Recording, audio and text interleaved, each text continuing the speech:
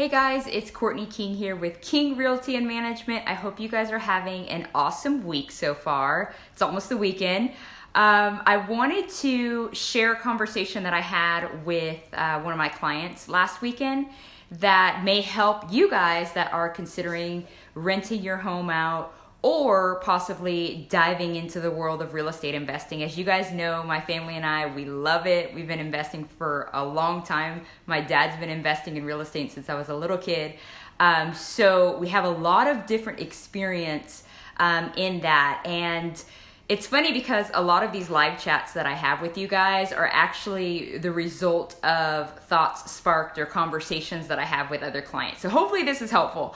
So the first thing, or the main focus of the topic of diving into becoming a landlord or a real estate investor mostly has to do with finance, because everything else, you secure a solid team and everything else kind of falls into place. But the financing, not only the financing of the actual property or properties themselves, but also your financial situation, your current economic state, and also just looking forward as well. So first things first, whether you are a current homeowner or not, if you are looking to buy a rental property and dive in as a landlord, the first thing you have to do is get pre-approved by a mortgage lender. So definitely hit me up if you need a referral. I have some awesome people that I work with that I'm happy to share with you.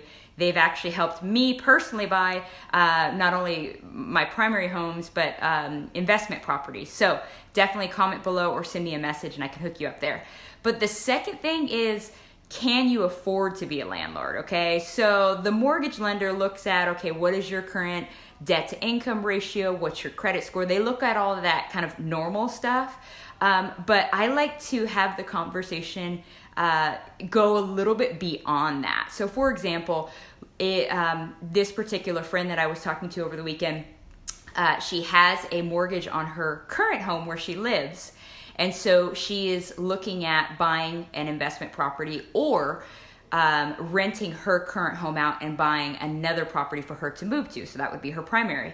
So the first thing I tell her to do is take a look at your current income, your current household budget.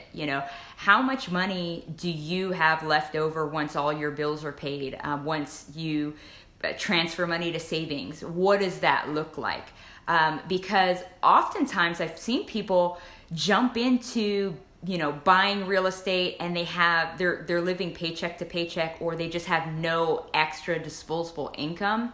And guys, there are so many variables with investment properties that you can't control that it's really good to have a firm economic base personally before you go that route. So let's say you have a surplus of $1,000 a month or more, right? Then that kind of leads me to the next step is, what does your personal savings look like? Because I do think it would be a good idea to have some personal savings set aside just in case anything were to happen to you personally. And then after we look at the personal savings, we look at, okay, if you buy this rental property, this is what the mortgage could potentially be. So, if you spend, $150,000 on it, this is what your mortgage would be, including taxes and insurance. Do you have at least 3 months of potential rent set aside in another account? That's another really good thing. So that's not your personal savings. That's actually savings for your business, which is real estate investing or buying this investment property, okay? So I know it seems like a lot, but guys, it's really important that you have the funds, because I've seen people dive in and let's say they buy a property. Now they have to spend money to get the property rent ready. They have to change out carpet, they have to rekey, add smoke detectors and all of that good stuff. Well, if you're not stable in the cash that you have on hand right now, that could leave a bad taste in your mouth when you first get started. But if you are ready to go and you have that money sitting in account, then that initial make ready is not going to be any issue. And then you have to think about, the time that after you buy it to when you rent it out, there's vacancy time. You potentially may have to make a mortgage payment. You have to pay for utilities while it's vacant and landscaping. So that's where it's important that you have some sort of cash reserve for that particular property, okay? And then let's say the tenant moves in, right? They're paying rent on time, everything is good, and then for, knock on wood, some crazy reason, your water heater goes out at your investment property. That's one of those things that you have to get repaired immediately. So again, looking at the cash that you have on hand, is it sufficient to cover those variables, like I said, that you can't control? The commissions that you pay to get the property rented, the fee that you pay for property management, all of that is wrapped up all of that will be paid for through the rental income. And again, that's a whole nother conversation, but that's where it's really important that you analyze the property and analyze the property to make sure that it has sufficient cash flow to cover all of those expenses and put money in your pocket. So I hope this isn't scary, but I think it's a real conversation that we need to have anytime somebody is jumping into the world of real estate investing. And I don't think it's anything to be afraid of, but I think it's more preparation. And I know, guys, we hear all of these radio ads that, buy properties, no money down, invest no money, none of your personal money into your real estate portfolio. Guys, you can't do it. I wish you could, but no, you can't. That's a violation of all principles of investing.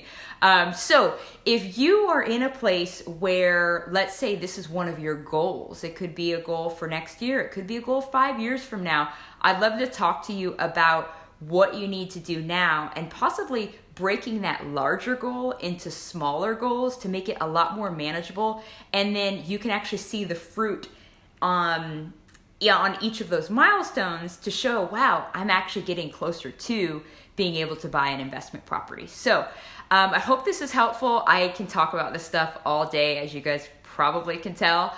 If you have any questions, definitely comment below, private message me.